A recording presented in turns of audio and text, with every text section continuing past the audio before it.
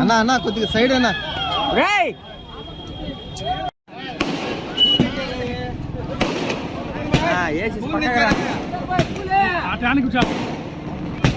అందుకు సైడ్ వచ్చేయండి ఇటు వచ్చినా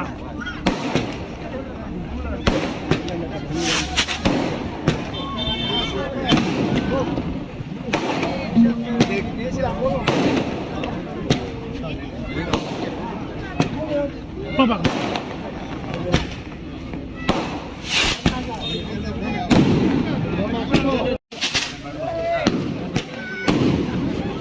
సైడ్ అర్థమా అటు వెళ్ళిపో ప్రశాంతంగా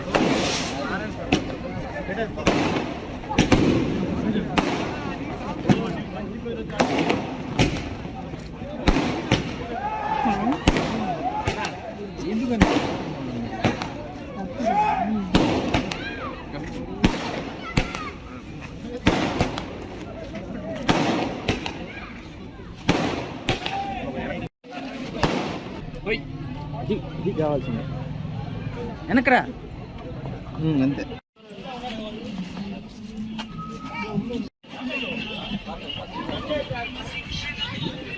రారా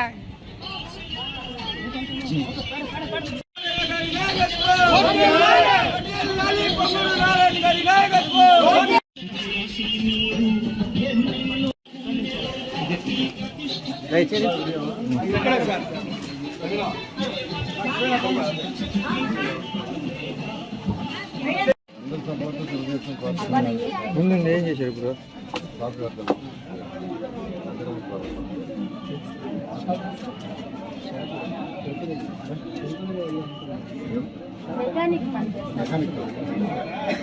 సార్కి పాంప్లెట్ ఏమా సార్కి పాంప్లెట్ సార్ చేస్తాను సార్ చేత నువ్వు వచ్చే పక్కకి అమ్మా సార్కి ఇవ్వాల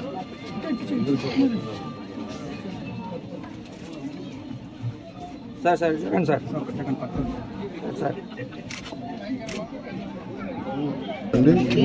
ఈరోజు నెల్లూరులో 40వ డివిజన్లో పొర్లుకట్ట ఏరియాలో భవిష్యత్ గ్యారంటీ కార్యక్రమంలో డోర్ టు డోర్ తిరగడం జరుగుతుంది.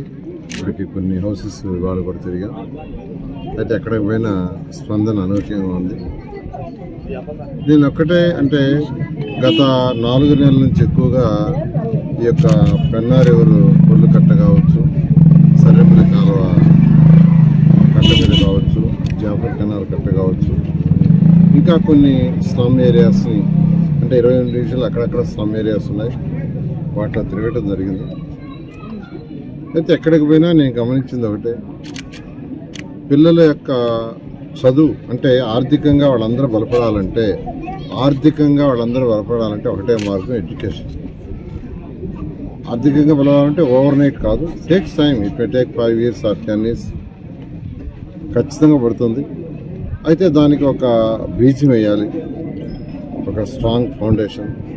దానికి పిల్లలందరికీ మంచి చదువు ఉండేటట్టుగా చేయాలి, మంచి చదువు ఉండేది. ఎందుకంటే కొన్ని ఇళ్లలో చిన్న చిన్న పనులు చేసుకునే ఈరోజు కూడా సెంటరింగ్ పని అవి చేసుకుంటున్నాడు పిల్లలు. కొంతమంది అక్కడక్కడ ఐటీలో చదువుతున్నారు, ఐటీ జాబ్స్ చేస్తున్నారు బెంగళూరు, చెన్నై వాటిలో. కొంతమంది అక్కడక్కడ డాక్టర్లు. ఇలా చేస్తున్నది ఎంత గమనిస్తే <1%. యాజ్ అండ్ టుడే ఇది <1%. ఈ రోజుకి ఉన్నవాళ్ళలో 1% కంటే తక్కువ మంది మాత్రమే అలాంటి ఉద్యోగాలు చేస్తున్నారు. మిగతా వాళ్ళందరూ ఒక ఏజ్ అంటే ఎక్కువగా 15 ఏళ్ల నుంచి 25 ఏళ్ల మధ్యలో ఉన్న యువకులు తీసుకుంటే వాళ్ళందరూ ఎక్కువగా షంటింగ్ వర్క్ కానీ, కార్పెంటర్ కానీ, పెయింటర్ కానీ.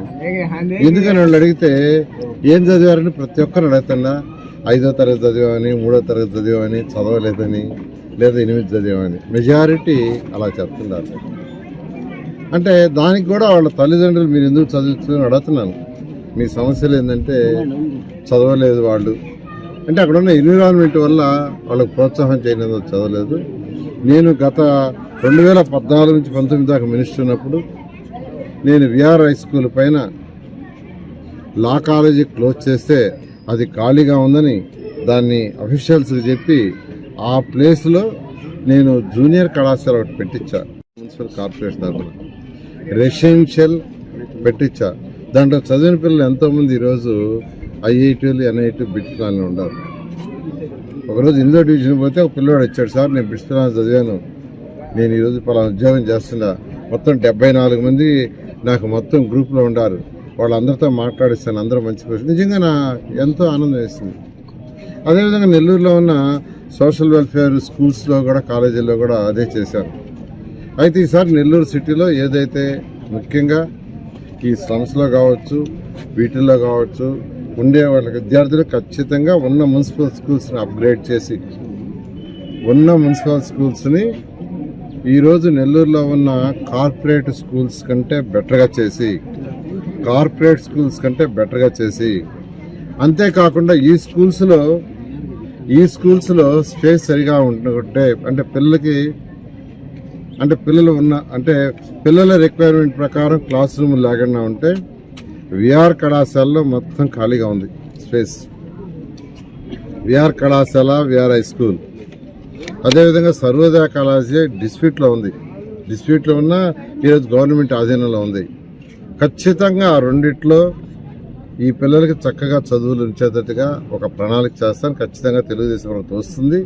రాగానే ఖచ్చితంగా ఈ పేద పిల్లలు ఎవరైతే ఉన్నారో వాళ్ళందరికీ ఈరోజు కార్పొరేట్ ఇన్స్టిట్యూషన్స్ నారాయణ కావచ్చు, చైతన్య కావచ్చు, XYZ కావచ్చు, వాటికంటే బెటర్ ఎడ్యుకేషన్ చేస్తా. అంటే నేను మాటలు చెప్పే వ్యక్తిని కాదు. గతంలోనే అంగన్వాడీ స్కూల్స్ని మార్చా. అక్కడ నర్సరీ, PP1, PP2 నేనే ఇంట్రడ్యూస్ చేసింది. 114 మున్సిపాలిటీలో చక్కగా ఇంట్రడ్యూస్ చేశా.